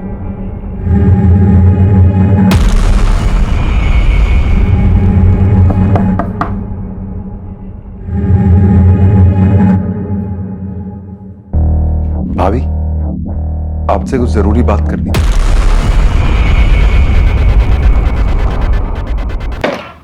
सर 1 हफ्ते के ऊपर हो गया है, आप लोग मेरे बेटे रवि को ढूंढने के बजाय यहां पर बैठकर हमारे कॉल रिकॉर्ड छान रहे हैं। सागर हम पूरी कोशिश कर रहे हैं, लेकिन इस बारे में हमें कुछ इंफॉर्मेशन तुमसे भी चाहिए। ठीक है इंस्पेक्टर, मैं अब फाइनली आपको बता ही देता हूं। और बताना क्या है, आपको ले चल के दिखा देता हूं ना वो जगह जहां पर मेरे बेटे रवि को अगवा करके रखा गया था। जहां रवि को अगवा करके रखा गया था? चौंक गए ना आप लोग? मैं अच्छी तरह समझ चुका हूं कि आप लोग दरअसल मेरे बेटे रवि को ढूंढने में खास मेहनत करना ही नहीं चाहते। अरे आप लोगों से ज्यादा तो मेरा चचेरा भाई आलोक उसके बारे में खबर छुटा रहा है। आलोक? हाँ आलोक, वो ही ले गया था मुझे उस जगह पर जहां पर मेरे बेटे रवि को अगवा करके रखा गया था।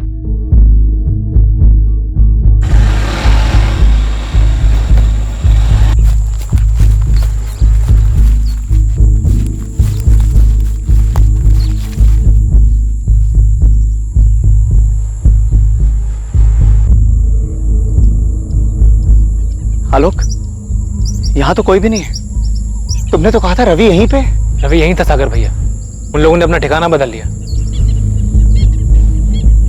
हमारा रवि अकेला ऐसी जगह पर? आलोक कहाँ होगा रवि? कब मिलेगा हमें? भैया आप टेंशन मत लीजिए, मैं जल्दी ढूंढ निकालूंगा उसे, मिल जाएगा वो। मेरे आदमी इसी काम में लगे हुए। आलोक के लोग? कौन से लोग? उसे कैसे पता उस जगह के बारे में? उसके इन्फॉर्मर्स के जरिए। आलोक के इन्फॉर्मर्स? जी, आलोक आईबी में ऑफिसर है। आलोक इंटेलिजेंस ब्यूरो में है? पुलिस के लिए ये एक चौंका देने वाला खुलासा था। यही नहीं, एक हद तक पुलिस के लिए शर्मिंदगी की बात भी थी। क्योंकि दूसरे डिपार्टमेंट का एक ऑफिसर इन्वेस्टिगेशन में उनसे आगे था। देखिए मैंने कहा ना, हम आपका सारा किराया चुका देंगे। कहीं भागे तो नहीं जा रहे हैं ना? आप प्लीज बस थोड़े दिन रुक जाइए। दिन नहीं महीनों से रुके हुए, और कितना रुकेंगे। देखिए रिया भाभी, आप लोगों की ना किस्मत बहुत अच्छी है। जब से रवि बाबा गुम हुए हैं ना, सागर जी का काम पे बिल्कुल ध्यान नहीं है। नहीं तो अभी तक तो आप और हर्ष भाई। वैसे हर्ष भाई कब आ रहे हैं? वो जल्दी आ जाएंगे। देखिए आप सब्र रखिए प्लीज। अच्छा प्रशांत भैया, अब मैं रखती हूँ, घर का बहुत सारा काम बाकी है। आई एम सॉरी सर, मैंने आपसे अपनी आइडेंटिटी छुपाई। पर आप समझ सकते हैं, हमारी लाइन के काम में कुछ बातें कॉन्फिडेंशियल रखनी पड़ती है। लेकिन आलोक, तुम्हें उस जगह के बारे में कैसे पता चला जहां रवि को अगवा करके रखा गया था? I am sorry sir, actually ऐसी कोई जगह है ही नहीं। मतलब? सर ये सच है कि मेरे आईबी डिपार्टमेंट के खबरी इस केस में लगे हुए हैं, पर ये किडनैपिंग की जगह मैंने सागर भैया को तसल्ली देने के लिए क्रिएट की थी। मैं कुछ समझा नहीं। सर सागर भैया हिम्मत हार चुके थे। उन्हें लग रहा था कि रवि जिंदा ही नहीं है। वो टूट जाते तो भाभी और चाचा जी का क्या होता। उनकी उम्मीद को जिंदा रखने के लिए मैंने ऐसा किया सर। लेकिन आलोक इससे हाँ बोलो, पक्की बात है?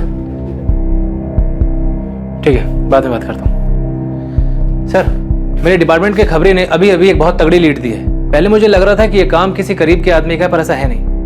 बात कुछ और ही है। साफ साफ बोलो आलोक, लीड क्या है? नरबली। रवि लड़का है तो फ्लैश स्टेट का चांस ही नहीं। और बैगिंग माफिया को मैं अच्छे से स्कैन कर चुका हूँ, और आप लोग भी। सिर्फ यही एक एंगल है जो हमने टच नहीं किया। सर मेरे खबरी का कहना है कि मालती विहार कॉलोनी के कुछ परिवार हैं जो बलि में विश्वास करते हैं। कौन? नाम नहीं पता सर। ये खबर मेरे खबरी के पास बहुत घूम घूम कर आई, लेकिन अपने तजुर्बे से इतना जरूर कह सकता हूँ कि इतने सालों में इस खबरी की कोई भी खबर गलत साबित नहीं हुई है। नरबली, तुम्हारे परिवार में से ही किसी का दोष है। उसी दोष का प्रकोप तुम्हारे रवि पर हावी हो रहा है।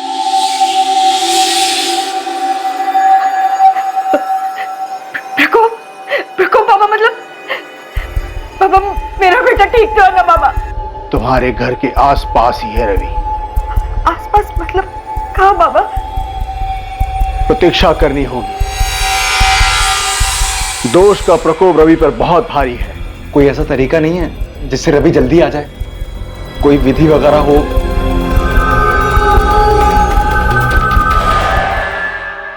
नरबली, ये टिप किसने दी मैडम? तूने नहीं, तेरा काम था।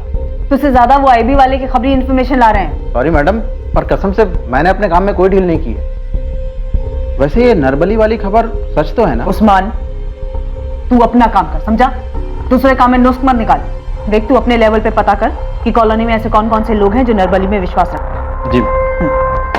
सब ये यूपी में सभी नरबली चढ़ाने वाले तांत्रिकों की फाइल है। इनमें से ज्यादातर जेल में है। बात की इनसे? यस सर, मैंने इनके चेले चपाटों के बारे में भी जानकारी हासिल की। इनमें से कोई भी गाजियाबाद की तरफ नहीं आया। सर मैंने उस्मान खबरी को भी लगा दिया है, चुपचाप ये पता लगाने के लिए कि क्या कोई ऐसा कॉलोनी में है जो इन सब में विश्वास रखता है। सर मुझे नरबली वाला एंगल कुछ सही नहीं लग रहा। शायद ना हो, लेकिन अगर जरा सी भी पॉसिबिलिटी है तो हम यहाँ किसी भी बात को इग्नोर नहीं कर सकते, क्योंकि बात 9 साल के बच्चे की है जिसे हम ढूंढ नहीं पा रहे हैं। मैं कॉलोनी में एक बार फिर से सर्च करती हूँ, शायद इस नरबली वाले एंगल में हमें कोई लीड मिल जाए। आप लोगों का दिमाग खराब हो गया है क्या? और ये क्या जादू टोना लगा रखा है आप लोगों ने? आप कुछ भी बोल रहे हैं। मैडम मेरा भी एक बच्चा है, आप सोचिए तो सही, क्या मैं ऐसा कर सकती हूँ क्या?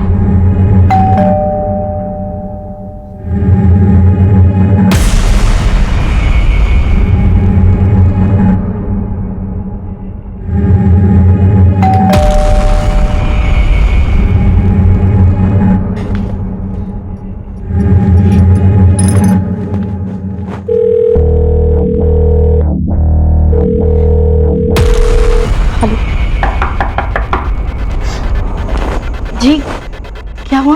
तलाशी लेनी है। एक सेकंड, मेरे पति इस वक्त घर पे नहीं है, तो आप ऐसे जबरदस्ती अंदर नहीं आ सकते। भैया तुम टेंशन मत लो, अगर तुमने कुछ नहीं किया तो तुम्हें कुछ नहीं होगा। ये इनका रूटीन प्रोसीजर है, इन्हें इनका काम करने दो। जय हिंद। हटिए।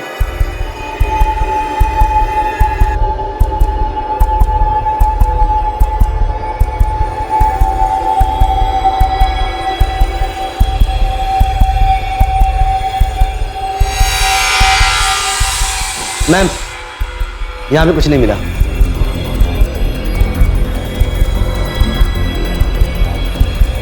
चलो।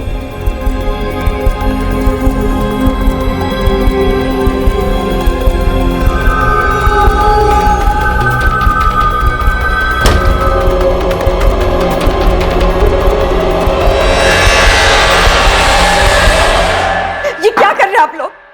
हाँ, क्या कर रहे हैं आप लोग? आप लोगों को लगता है कि मैं खुद अपने बेटे को कुछ भी करने जा रहे, कुछ भी बोलने जा रहे, पर वो मेरा बेटा है, माँ उसकी मैं कैसे? हाँ उस्मान बोल।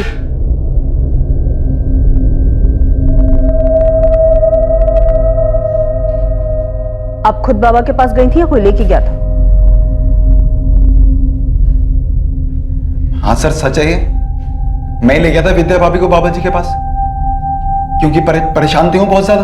काला जादू और बलि चढ़ाकर तेरे बाबा परेशानी दूर करते हैं? ये क्या कह रहे हैं आप? मैं बाबा जी में विश्वास रखता हूँ, लेकिन ये काला जादू और बलि वली से मेरा कोई लेन देन नहीं है। मैं तो इसलिए ले गया था विद्या भाभी को, ताकि उनको मन की शांति मिले। लेकिन अगर तू अपनी शांति चाहता है तो सच बोल, वरना ये डंडा बोलेगा। हर्ष, पुलिस ने प्रशांत भैया को पकड़ लिया है।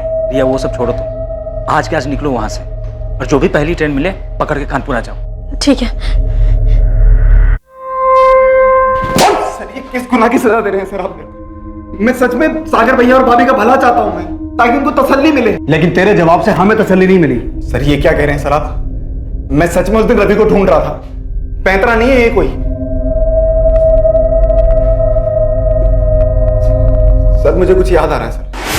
अरे हर्ष भैया, कहाँ जा रहे थे रात को? वो भी इतना बड़ा बैग लिए? अचानक ऑफिस से एक काम आ गया तो बाहर जा रहा हूँ। ये हर्ष को, रिया का हस्बैंड, सागर का किराएदार, उसी की बात कर रहा है? हाँ सर, वही तो चौथे माले पे रहते हैं। अच्छा, अभी तक तो कुछ याद नहीं था, 4 डंडे पड़े तो सब याद आ गया? नहीं सर, ऐसा कुछ नहीं है सर। मेरे को याद आ रहा है कि हर्ष भाई के पास एक बड़ा सा बैग था, वो उसे लेके जा रहे थे रात को। घबराए हुए भी थे, ऐसा लग रहा था कि कहीं भाग रहे हो। और हर्ष भाई अभी तक वापस भी नहीं आए हैं कॉलोनी में।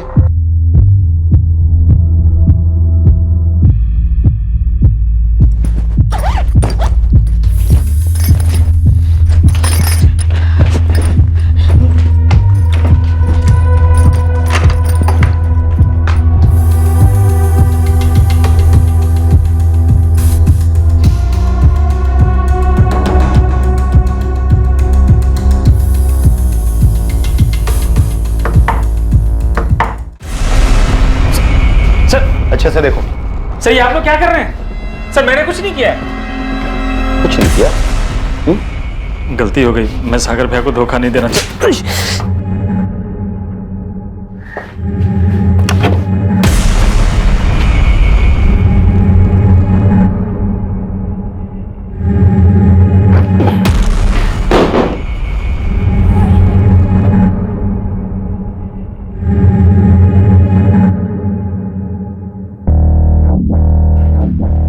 रवि कहाँ है?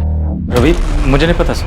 सच बोलेगा या हड्डियों को और आजमाना चाहता है? कसम से कह रहा हूं सर, मैंने रवि को अगवा नहीं किया है। वो तो मैं किराया नहीं दे पा रहा था, इसलिए चुपचाप घर खाली करके भागने का प्लान बनाया। तो ऐसे नहीं बोलेगा तू, तोड़ो इसे। सर मैं सही कर रहा हूं सर देखिए, मैं मानती हूँ हमसे गलती हुई है। आपने हमें रहने को घर दिया, हमें भरोसा किया, और हम आपको धोखा देकर जा रहे थे।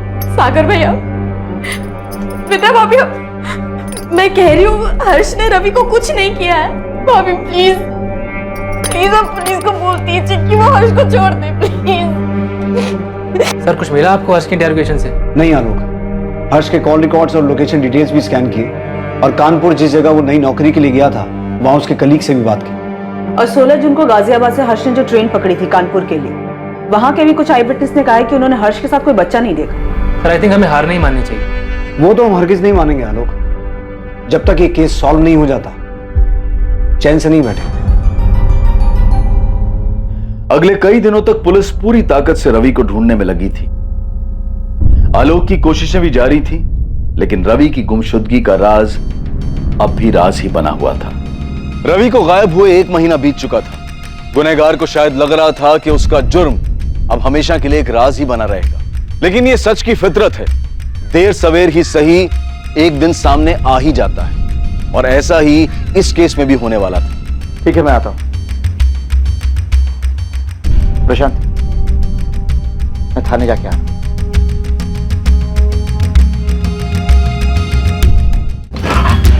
सर आओ आलोक। सर, आपने इतना अर्जेंटली बुलवाया, कुछ पता चला क्या रवि के बारे में? हाँ, कुछ क्लूज मिले हैं तुम्हारे उस नरबली के एंगल से जुड़े हुए, इसीलिए हमें तुम्हारे उस आईबी के इन्फॉर्मर से बात करनी है। सर, एक्चुअली खबरी आईबी डिपार्टमेंट से कनेक्टेड है, तो उनके बारे में आपको जानकारी नहीं दे पाऊंगा। मैं जानता हूँ, इसलिए तुम्हें टेंशन लेने की जरूरत नहीं है। मेरी तुम्हारे आईबी डिपार्टमेंट के हेड से बात हो गई है। इनफैक्ट वो यहीं आए हुए हैं। आइए सर।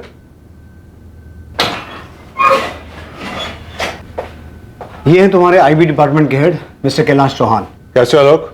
Fine sir. इन्होंने परमिशन दे दी है। हाँ आलोक, बता दो अपना सोर्स, कौन है तुम्हारा खबरी?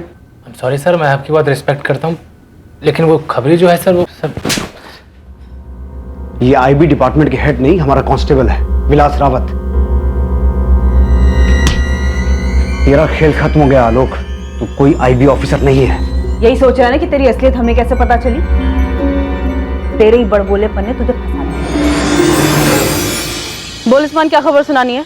मैडम, कब से मुझे बात खटक रही थी कि जो खबर हम लोग नहीं खोद पाए, इस आईबी के खबरी ने कैसे खोद निकाली। तो सोचा क्यों ना मिलकर देखा जाए, ऐसी क्या खास बात है इस आईबी के खबरी में। तो मैंने अपने पंटर सुलेमान को बोला, वो भी आईबी के कुछ अफसरों के लिए काम करता है, तो उसने मिलवाया मुझे। कहाँ है मिलवा? ये देखिए मेरे बाजू में, आपके उस आईबी के आलोक का खबरी। क्या बक रहा उस्मान? सच बक रहा हूँ मैडम, ना कोई खबरी है और ना ही आलोक नाम का कोई अफसर है आईबी में। रवि मेरा एक राज जान गया था, इसलिए मुझे ऐसा करना पड़ा। रवि, चल घर चल, एक मस्त चीज दिखाता हूँ तुझे, चल। नहीं चाचू, मुझे घर जाना है, वो दादुनी कॉमिक लेकर आए होंगे। अरे चल ना, 2 मिनट की बात है, फिर मैं चलता हूँ ना तेरे साथ घर।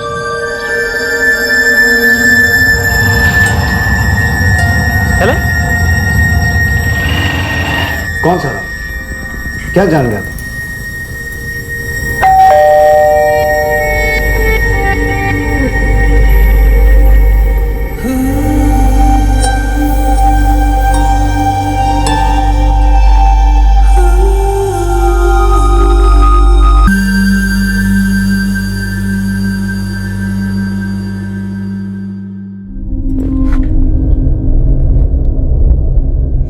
आलोक चाचू? रवि, तुम अंदर कैसे आ गए? रवि, रवि, रवि, रिया तुम पागल हो, ऐसे क्यों चला रही थी? रिया, मैं घबरा गई थी, इसने किसी को बता दिया तो। मैं देखता हूँ, डोंट वरी। आलोक जल्दी जाओ प्लीज। रवि,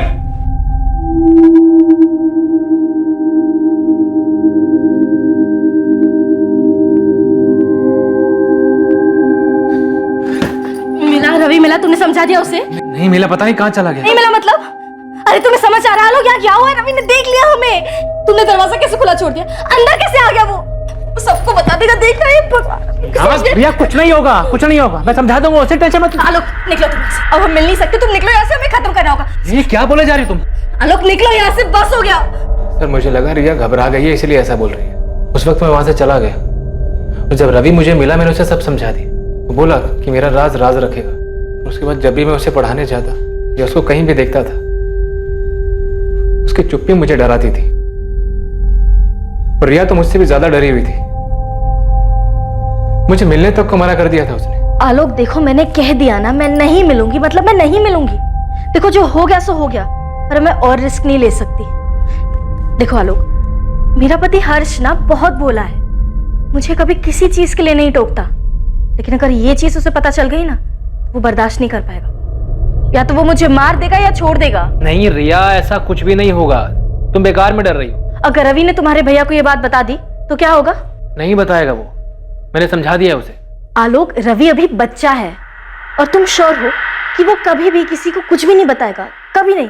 रिया की बात बिल्कुल सही थी, रिस्क तो था, रवि कभी भी मुंह खोल सकता था।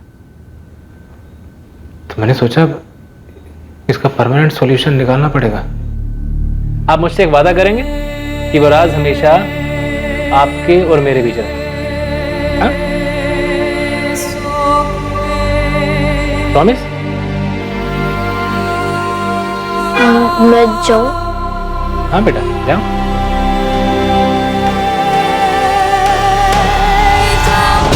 रिया भी शामिल थी इसमें? नहीं, उसे कुछ नहीं पता। एक बार उसने मुझसे पूछा भी था कि क्या तुमने रवि के साथ कुछ किया है। मैंने कुछ नहीं बताया उसे। आलोक और रिया के अवैध रिश्ते की असलियत से बेखबर हर्ष यही समझता रहा उसका बिना किराया दिए भाग जाने का प्लान ही रिया की परेशानी का कारण है। सागर और विद्या सच्चाई जानने के बाद बिल्कुल टूट चुके थे। कोई सोच भी नहीं सकता था कि आलोक, जो रवि को अपने बेटे जैसा मानता था, उसी ने रवि की निर्मम हत्या की थी।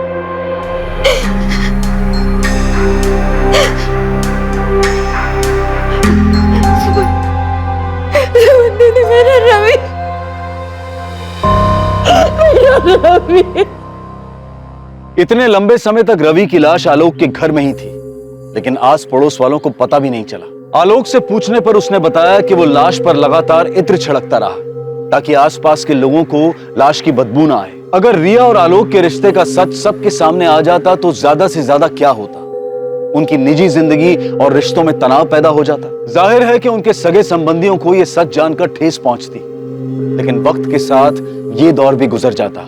लेकिन सिर्फ इस सच को छुपाने के लिए एक मासूम बच्चे की हत्या कर दी गई। रवि की जान के सामने इन दोनों का सच और डर बहुत ही महत्वहीन था, पर दुर्भाग्यवश बेकसूर होते हुए भी इस राज की कीमत रवि को अपनी जान गंवाकर चुकानी पड़ी। अब मैं अनूप सोनी आपसे विदा लेता हूं। फिर मुलाकात होगी एक और नए केस के साथ कल रात 11 बजे। और याद रखें, क्राइम और आपके बीच में सिर्फ इतना फर्क है कि आप कितने सतर्क हैं। सतर्क रहें, सुरक्षित रहें। जय हिंद। इस तरह के और भी एपिसोड देखने के लिए हमारे चैनल को सब्सक्राइब करें और बेल आइकन दबाना ना भूलें।